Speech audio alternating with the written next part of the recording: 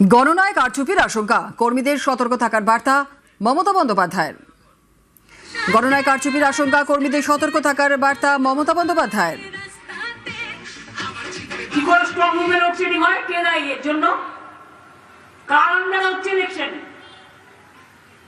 কম্বল চাপা দিয়ে লোডশেডিং করে ভেতরে ঢুকছিল, ধরা পড়েছে। কাউন্টিং এ খেলা হবে। কি করবেন কাউন্টিং এ? আগের বার কি করেছিলেন?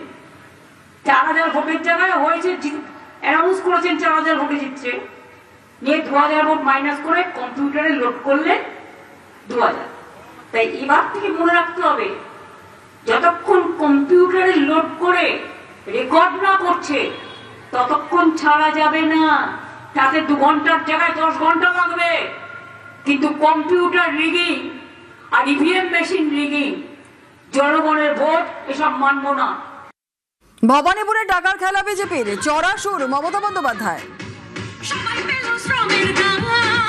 একটা কালো স্করপিও গাড়িতে করে কয়েকশো কোটি টাকা এসছে ভবানীপুরে ডিস্ট্রিবিউশন করবার জন্য, এবং চেতলায় একটি জায়গায় ডিস্ট্রিবিউশন করেছে। তারা আমায় বলেছে, দিদি हमने টাকা ले लिया लेकिन ভোট नहीं देंगे, এবং সেটা আমরা আইডেন্টিফাইও করতে পেরেছি।